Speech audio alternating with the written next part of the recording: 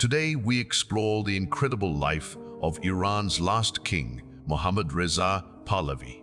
He was the king of kings who dreamed of a great civilization only to be overthrown by one of the most powerful revolutions in history. This is the story of his stunning rise and his tragic fall. Make sure you watch until the very end to understand his complex legacy and why it's more relevant now than ever. Was he a modernizing visionary or a puppet tyrant? We want to hear from you, so leave your perspective in the comments. And don't forget to like this video and subscribe so you don't miss our next journey into history. In the grand unfolding tapestry of history, some threads shine with a brilliance that captivates the world, only to be abruptly cut, leaving behind a legacy of what was and what might have been. Such is the story of the last king of Iran, a figure of immense power and dazzling ambition, who stood at the crossroads of ancient tradition and relentless modernity. He was not just a monarch. He was the Shahanshah, the king of kings, the light of the Aryans, a man who inherited a throne forged by his father's iron will and who dreamed of steering his nation into a great civilization. This is the story of Mohammad Reza Pahlavi, the last Shah of Iran, a ruler whose reign was a whirlwind of progress and paradox, a golden age for some and a prelude to revolution for others.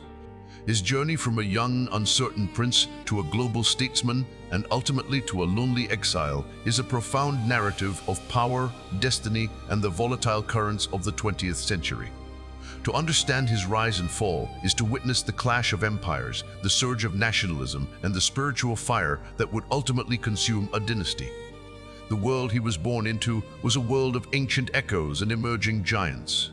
Iran, a land of poets and kings, was stirring from centuries of slumber, caught between the ambitions of foreign powers and the deep, resilient spirit of its own people. The Pahlavi dynasty itself was a recent creation, born from the will of one man, Reza Khan, an army officer who rose to become Reza Shah, the founder of a new royal line in 1925. It was into this world of new beginnings and heavy expectations that Mohammad Reza was born on October 26, 1919 in Tehran, the eldest son of a formidable father who saw in him the continuation of his life's work. From his earliest days, the young prince was groomed for a destiny he did not choose, but was born to inherit. His education was a blend of East and West, a mirror of the very identity his father envisioned for Iran. After his initial schooling in Iran, he was sent to Switzerland to the elite Le Rosier Institute, where the sons of royalty and magnates were shaped into future leaders. There, amidst the crisp alpine air, he was immersed in Western thought, culture, and discipline, a world away from the dusty streets and intricate politics of Tehran.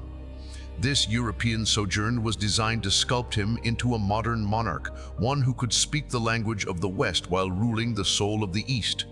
He returned to Iran in 1935, a young man of 16, to enroll in the Tehran Military Academy, a path his father believed was essential to understanding the bedrock of Pahlavi power, the army. He graduated in 1938, a second lieutenant, having completed the formal education intended to prepare him for the throne. Yet, no amount of schooling could truly prepare him for the seismic events that were about to unfold on the world stage, events that would prematurely thrust him into the very heart of power. The storm clouds of the Second World War were gathering, and Iran, with its strategic location and burgeoning oil fields, found itself once again caught in the crosshairs of global conflict. His father, Reza Shah, had steered a course of cautious neutrality, but his perceived sympathies with Germany made the Allied powers, specifically Britain and the Soviet Union, deeply uneasy. They feared that Iran could become a conduit for Nazi influence, a threat they could not tolerate. In August 1941, their fears translated into action. In a swift and decisive move, Anglo-Soviet forces invaded Iran, shattering its defenses and forcing the abdication of the powerful Reza Shah. The man who had single-handedly built a dynasty was sent into a bitter exile, leaving behind a throne that was suddenly, terrifyingly vacant. In the vacuum of power, with foreign armies occupying his homeland, the young and untested Mohammad Reza Pahlavi was permitted to ascend the throne. On September 16, 1941, just shy of his 22nd birthday, he became the Shah of Iran, a king not by the triumphant design of his father, but by the cold calculation of foreign powers. It was a beginning steeped in humility and uncertainty, a stark contrast to the grandeur he would later embrace. He vowed to rule as a constitutional monarch, to respect the parliament and its government, but the reality of his position was complex. He was a sovereign in a land occupied by others, a young ruler prone to indecision, who had to learn to navigate the treacherous waters of international intrigue and domestic politics.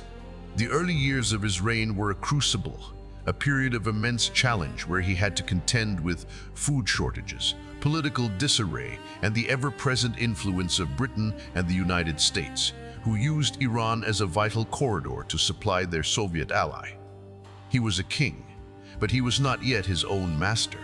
He was the Shah, but the shadow of his exiled father and the presence of foreign armies loomed large. This was the dawn of his rule, a trial by fire that would forge the man who would one day declare himself the King of Kings, but whose reign began not with a roar, but with a whisper under the watchful eyes of the giants who had placed him there. The end of the Second World War did not bring peace to Iran, it merely exchanged one form of global conflict for another.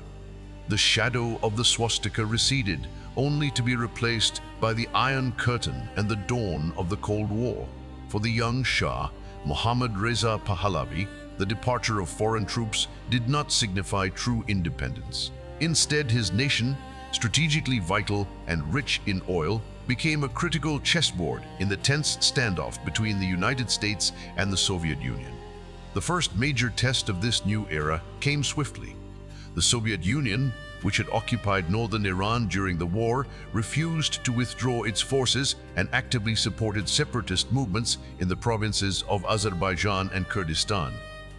This was a direct challenge to Iran's sovereignty and a moment of profound crisis for the young monarch. It was a time of immense pressure, where the very integrity of his nation was at stake. The Shah, navigating the intricate currents of post-war diplomacy, appealed to the newly formed United Nations, a move that brought international attention to Iran's plight. Ultimately, under intense diplomatic pressure from the United States, the Soviet troops withdrew. This episode was a formative experience for the Shah, reinforcing his conviction that Iran's survival depended on a powerful military and a strong alliance with the West, particularly America.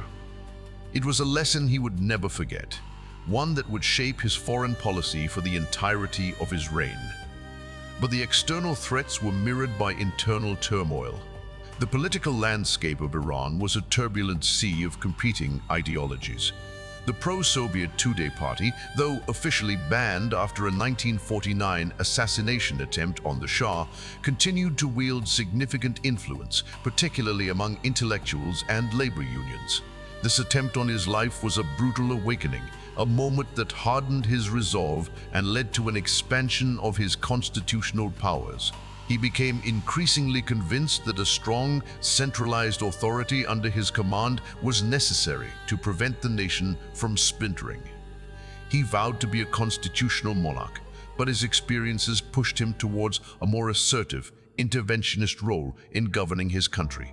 He focused his energy on rebuilding the army, ensuring it remained fiercely loyal to the throne, viewing it as the ultimate guarantor of his dynasty's survival and the nation's independence. It was in this volatile climate that a new figure rose to prominence, one who would become the Shah's greatest adversary and a symbol of Iranian nationalism for generations to come, Mohammad Mossadegh.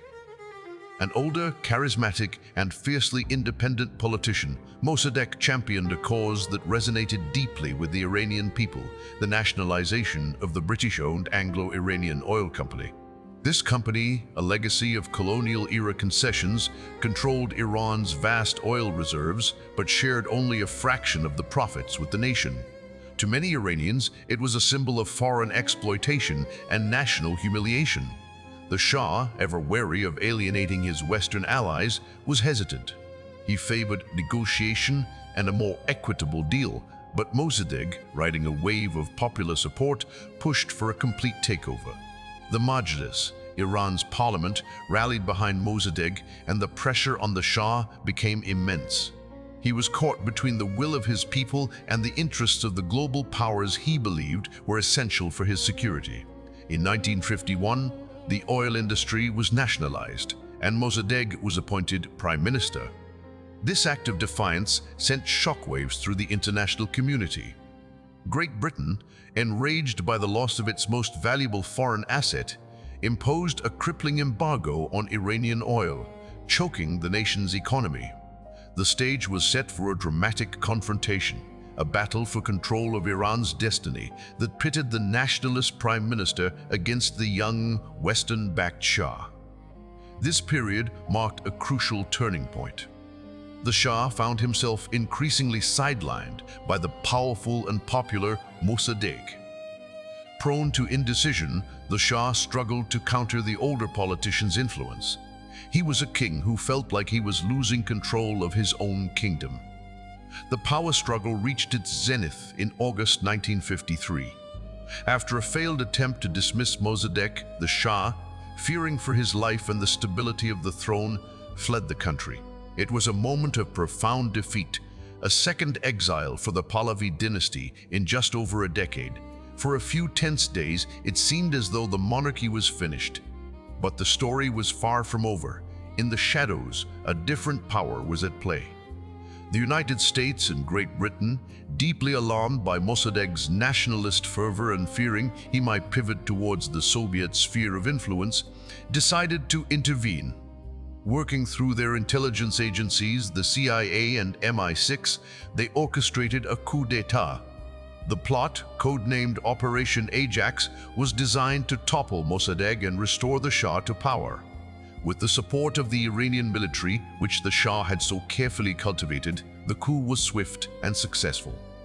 Mossadegh was arrested, his government fell, and the Shah was flown back to Iran, no longer a fleeing monarch, but a restored king.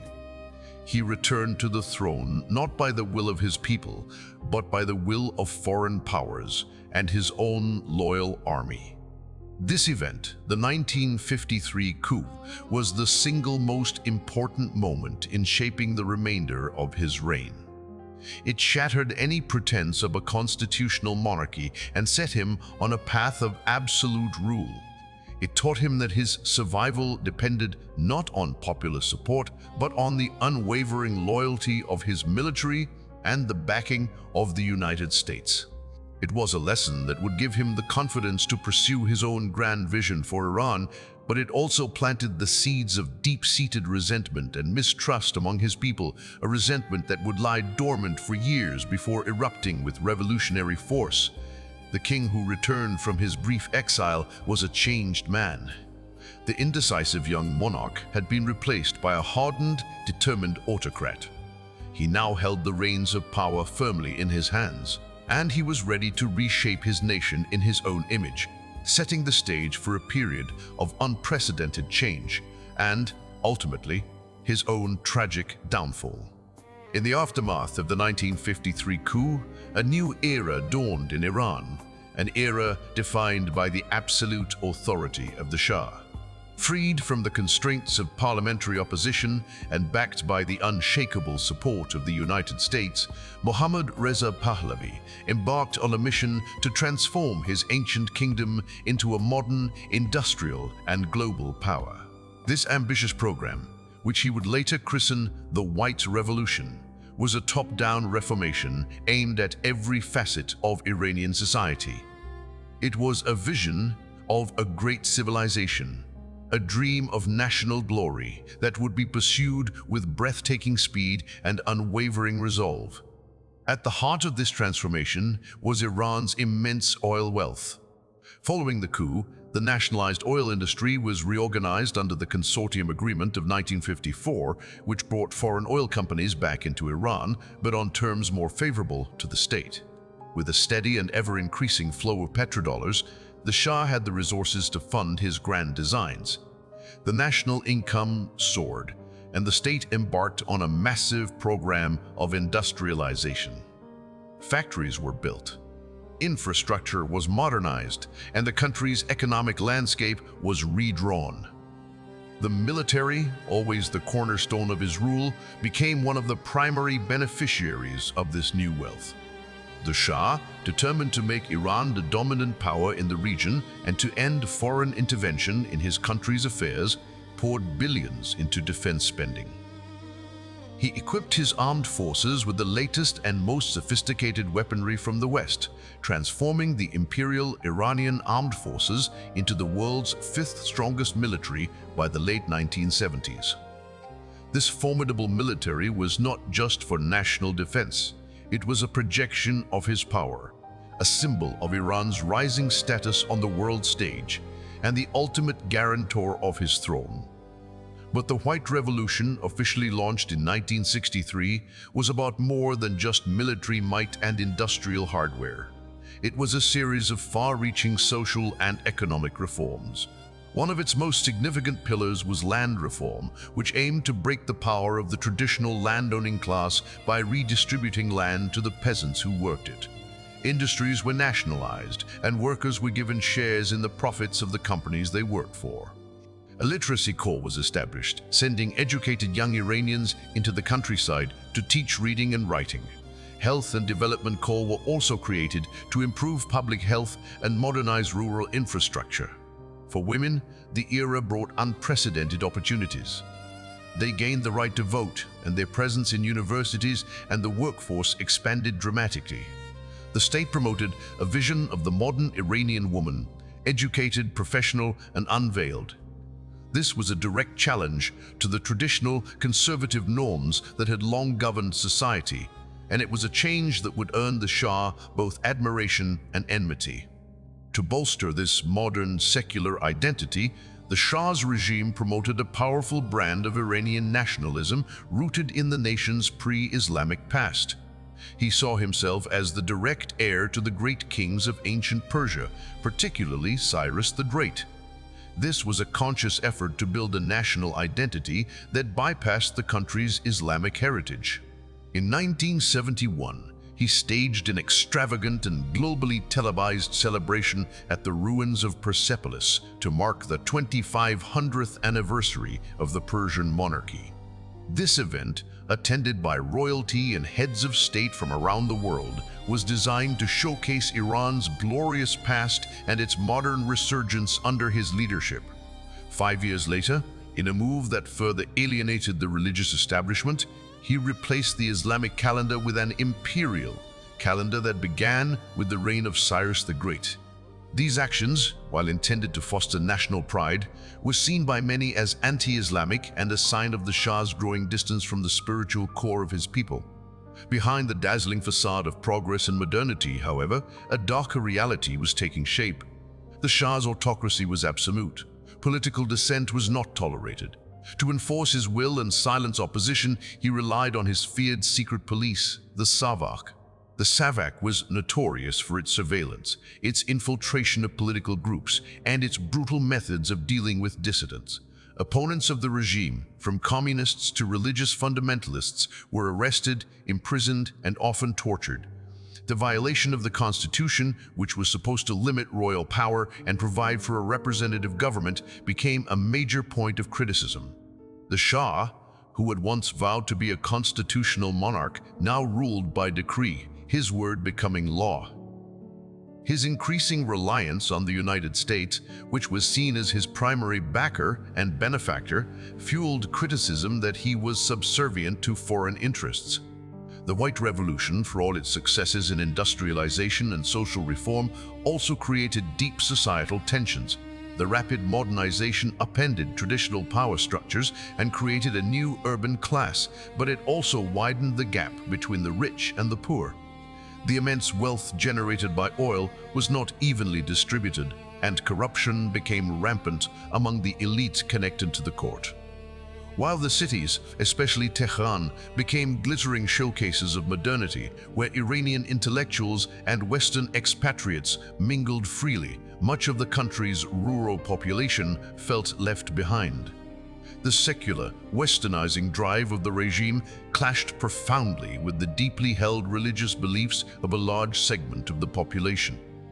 The traditional clergy, who had once been a powerful force in society, saw their influence eroded and their values threatened. They viewed the Shah's reforms, particularly those concerning women's rights and the promotion of pre-Islamic nationalism, as a direct assault on Islam. It was from this cauldron of discontent that a new, powerful voice of opposition would emerge, a voice that would articulate the grievances of the disaffected and challenge the very legitimacy of the Shah's throne. This was the era of the Shah's greatest power, a time when Iran seemed to be on an unstoppable march toward global prominence. But it was also an era of growing contradictions, a time when the seeds of its own destruction were being sown. The King of Kings had built a magnificent edifice, but its foundations were brittle, resting on the pillars of oil, military might, and repression, while the ground beneath it was slowly, inexorably shifting. The storm was gathering, though few in the gilded palaces of Tehran could yet hear its distant thunder. As the 1970s progressed, the edifice of the Shah's great civilization began to show deep and alarming cracks. The oil boom of 1973, which quadrupled prices and flooded Iran with an unprecedented wave of wealth, initially seemed to be the ultimate validation of his vision. It fueled a frenzy of spending, accelerated modernization, and emboldened the Shah's ambition to make Iran a first-world nation within a generation. But this torrent of money proved to be a curse as much as a blessing. It caused rampant inflation, exacerbated corruption, and widened the chasm between the westernized urban elite who benefited from the boom and the masses who felt increasingly marginalized. The rapid, often chaotic, development dislocated traditional communities and created sprawling, overcrowded cities where a new urban poor nursed a potent mix of economic grievance and cultural alienation. The Shah, increasingly isolated and surrounded by sycophantic advisors, seemed to lose touch with the mood of his own people. He became more autocratic, more intolerant of criticism, and more reliant on the iron fist of his security apparatus, the Sabak, to maintain order. He saw himself as a benevolent father, guiding his nation to greatness, but a growing number of his children saw him as a tyrant, a puppet of the United States, and an enemy of their most deeply held religious values. This simmering discontent found its most powerful and charismatic voice in a figure who had long been a thorn in the Shah's side, Ayatollah Ruhollah Khomeini. A senior Shia cleric, Khomeini had been a fierce critic of the Shah since the early 1960s, denouncing the White Revolution and the monarch's close ties to the United States. His fiery sermons had led to his arrest and subsequent exile in 1964, first to Turkey and then to the Shia holy city of Najaf in Iraq. From exile, Khomeini's influence did not wane. It grew.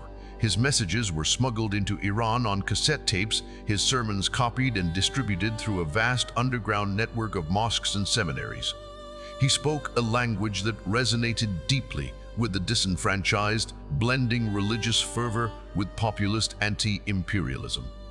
He condemned the Shah's regime as corrupt, un-Islamic, and subservient to American interests. He became the undisputed leader of the religious opposition, a symbol of righteous defiance against a secular tyranny. The political climate began to change dramatically in 1977. Under pressure from the new U.S. President Jimmy Carter, who emphasized human rights in his foreign policy, the Shah began to relax some of his regime's more repressive measures. This slight political liberalization, intended to appease his American allies, had an unintended and explosive effect. It opened a small space for dissent, and the opposition, sensing a moment of weakness, seized it. Intellectuals, students, and bazaar merchants began to voice their long-suppressed grievances more openly. Then came the series of events that would act as the sparks in a tinderbox. In January 1978, an article appeared in a state-controlled newspaper, viciously attacking Ayatollah Khomeini. The article, likely planted by the regime, backfired spectacularly. It triggered massive protests by religious students in the holy city of Qom. The Shah's security forces responded with lethal force, killing several demonstrators. According to Shia tradition, mourning ceremonies are held on the 40th day after a death. This tradition created a cyclical pattern of protest and repression that would engulf the nation. 40 days after the Qom killings, memorial services were held in the city of Tabriz, which turned into new, larger protests. Again, security forces opened fire, killing more people. And so it continued, a 40-day cycle of mourning, protest, and death, with each new killing fueling the next round of outrage and expanding the revolution's geographic reach and social base. The opposition was not a monolithic bloc. It was a broad coalition of different groups: religious followers of Khomeini, secular intellectuals, students inspired by leftist ideologies, and the powerful merchants of the bazaar who felt squeezed by the Shah's economic policies. For a time, they were united by a single goal: the overthrow of the Shah. As 1978 wore on, the country descended into chaos. Strikes paralyzed the economy, including the vital oil industry. Demonstrations grew larger and more confrontational. The Shah's regime seemed incapable of finding an effective response.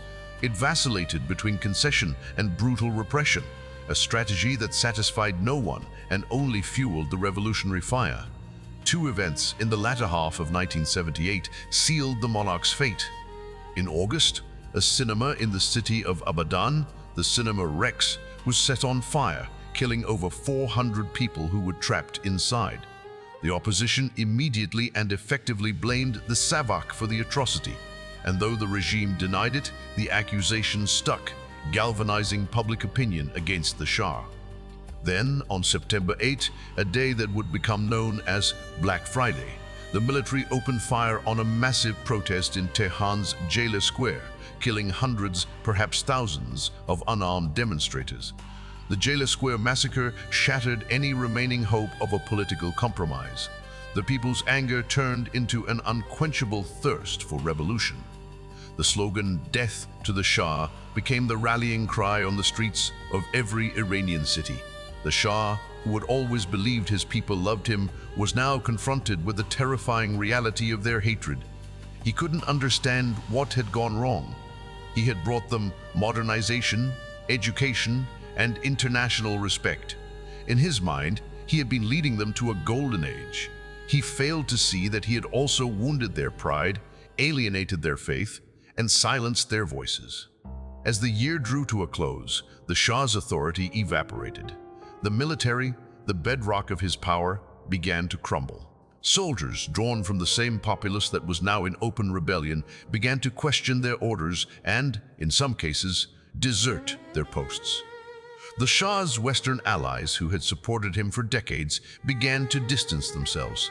In a conference in Guadeloupe in January 1979, the leaders of the United States, Great Britain, France, and West Germany concluded that the Shah's position was untenable and that there was no way to save the monarchy.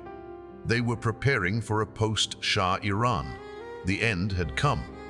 The King of Kings, the light of the Aryans, the man who had ruled Iran for nearly 4 decades, was now alone, abandoned by his allies, despised by his people, and haunted by the ghosts of his own ambition. The great civilization he had dreamed of was collapsing in a storm of fire and fury. There was nothing left to do but go. The story of Mohammad Reza Pahlavi's final days on the throne is a story of tragic isolation and inevitable collapse. By the beginning of 1979, the vast and powerful machinery of the state he had commanded for 37 years had ground to a halt, paralyzed by nationwide strikes and relentless protests. The chants of death to the Shah echoed not just in the streets, but in the very corridors of power, a deafening referendum on his rule. His authority, once absolute, had dissolved into thin air. The military, his Praetorian Guard, and the final pillar of his regime was beginning to fracture, its loyalty wavering in the face of a population in full revolt. His most powerful ally, the United States, had signaled that his time was over, preparing for a future in which he had no part. The Shah himself was a shadow of the confident monarch who had once dazzled the world. He was ill, suffering from a cancer that he had kept secret from his people and even from his closest advisors. This physical ailment mirrored his political sickness, a fatal inability to comprehend the forces that were consuming his kingdom. He had always seen himself as a patriot, a modernizer who was leading his people out of backwardness and into a glorious new age. He could not grasp the depth of the hatred directed at him, a hatred born from years of political repression, cultural alienation, and the perceived surrender of national dignity to foreign powers. His attempts at compromise came too late and were seen as signs of weakness, not sincerity. He appointed a new, more moderate Prime Minister, Shapur Bhattiyar, a longtime opponent of his rule, in a desperate last-ditch effort to appease the opposition and create a civilian government that could manage the transition. But it was a futile gesture. For the revolutionaries, whose momentum was now unstoppable, the only acceptable outcome was the complete abolition of the monarchy. Ayatollah Khomeini, from his exile, now in Paris, rejected any solution that involved the Shah's presence in Iran in any capacity. The stage was set for the final act. On January 16, 1979, the day came. At Mehrabad Airport in Tehran, a scene of profound and somber drama unfolded. Mohammad Reza Pahlavi, the last king of kings, prepared to leave his homeland for the last time. With tears in his eyes, he walked towards his personal Boeing 707, the Shahin, an eagle that had once symbolized his soaring ambition. He was accompanied by his wife, Empress Farah. At the steps of the plane, he gave a brief, halting statement, insisting that he was not abdicating but was merely going on vacation, seeking medical treatment. He expressed hope that his departure would allow the new government to restore order and begin a process of national reconciliation. But everyone knew the truth. This was not a vacation, it was an exile. As the wheels of the Shahin lifted off the tarmac, a wave of jubilation erupted across Iran. The streets of Tehran filled with celebrating crowds. People danced, sang, and tore down the ubiquitous statues and portraits of the man who had dominated their lives for so long. His departure was the symbolic death of a 2,500-year-old institution, the end of the Persian monarchy. The Shah's journey into exile was a painful odyssey of a man without a country. His first stop was Egypt, where he was received by his loyal friend, President Anwar Sadat, one of the few world leaders who did not abandon him. From Egypt, he moved to Morocco, a guest of King Hassan II. But as the revolutionary government in Iran solidified its power and demanded his extradition, the Shah became an unwanted guest, a political liability for any country that harbored him. His search for a safe haven became a desperate and humiliating quest. He hoped to find refuge in the United States, the country he had served so loyally, but the Carter administration, preoccupied with managing its new relationship with the revolutionary authorities in Tehran, was reluctant to grant him asylum. They feared it would provoke the very crisis it later did, the seizure of the American embassy. He traveled to the Bahamas and then to Mexico, his health deteriorating rapidly. Finally, in October 1979, he was allowed to enter the United States, but only for medical treatment in New York. This act, portrayed in Iran as American complicity with the despised monarch, directly triggered the Iran hostage crisis when radical students stormed the USS Embassy in Tehran and took 52 Americans captive, demanding the Shah's return to stand trial. The crisis made the Shah an even more toxic political figure. Pressured to leave, he found temporary refuge in Panama before returning to Egypt, where President Sadat, in a final act of friendship, welcomed him back. It was in Cairo that the last Shah of Iran would live out his final days, a king without a throne, a man haunted by the ruins of his grand ambition. He was a figure of Shakespearean tragedy, a ruler who had reached for the sun but had been consumed by its fire. His reign, which had begun under the shadow of foreign occupation, ended in a lonely exile, a world away from the land he had tried to reshape in his own image. The dream of the great civilization was over, replaced by the fiery dawn of an Islamic republic. On July 27, 1980, in a military hospital in Cairo, Mohammad Reza Pahlavi, the last Shah of Iran, succumbed to the cancer that had shadowed the final years of his reign. He was 60 years old. His death marked the final, quiet end to a life of extraordinary drama, a life that had spanned the heights of absolute power and the depths of bitter exile. He was granted a state funeral by his last remaining ally, Egyptian President Anwar Sadat, a ceremony of grand military procession that stood in stark contrast to the quiet isolation of his final months. He was laid to rest in the Al-Rifai Mosque in Cairo, a king buried in a foreign land far from the country he had ruled for nearly 4 decades.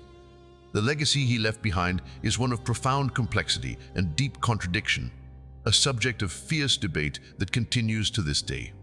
The Islamic Republic, the very government that his overthrow brought into being, has spent more than 4 decades systematically vilifying his memory and the entire Pahlavi era. In the official narrative of the revolution, he is portrayed as an illegitimate tyrant, a puppet of American imperialism, a morally corrupt and anti-Islamic ruler who plundered the nation's wealth and trampled on its spiritual values. His reign is remembered for the brutality of the sabak, the vast inequality between the rich and poor, and the erosion of national sovereignty. For the generation that made the revolution, he remains a symbol of everything they fought against: autocracy, secularism, and Western cultural dominance. And yet, more than 4 decades after his death, a different narrative has begun to emerge, particularly among younger generations of Iranians who have no memory of his rule. For many born after 1979, the Shah's era has come to represent a lost golden age. It is not a call for the restoration of the monarchy, but rather a nostalgic and often idealized vision of a different Iran, a nation that was modern, stable, prosperous, and connected to the world. They look back at the economic growth, the rapid urbanization, the expansion of women's rights, and the international prestige Iran enjoyed under his leadership. They see a Tehran that was a thriving cosmopolitan capital, a hub of culture and commerce, and contrast it with the decades of ideological repression, economic hardship, and international isolation that have followed. This resurgence of affection for the Shah is not just nostalgia, it is a form of defiance against the current regime. In times of protest, such as the widespread demonstrations that followed the death of Mahsa Amini in 2022, slogans have been heard on the streets that would have been unthinkable just a few years earlier, some even referencing the stability of the monarchy. This phenomenon highlights the profound disillusionment that many Iranians feel with the promises of the revolution. The revolution promised justice, freedom, and independence. For many, it delivered authoritarian rule, ideological warfare, and a deep sense of national decline. The Shah's vision of a great civilization may have been flawed and ultimately unsustainable, built on a foundation of autocracy and repression. His failure to build a political system that could accommodate dissent and share power was his fatal error.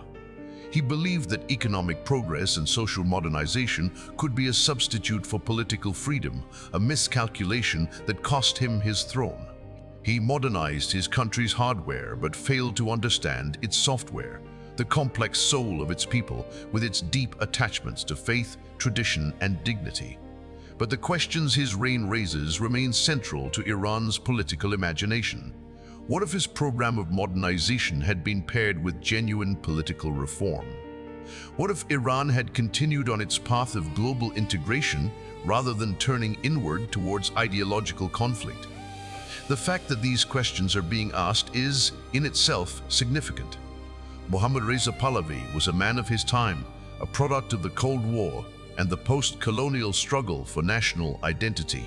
He was a complex figure, neither the unblemished hero his supporters remember, nor the cartoon villain his detractors portray.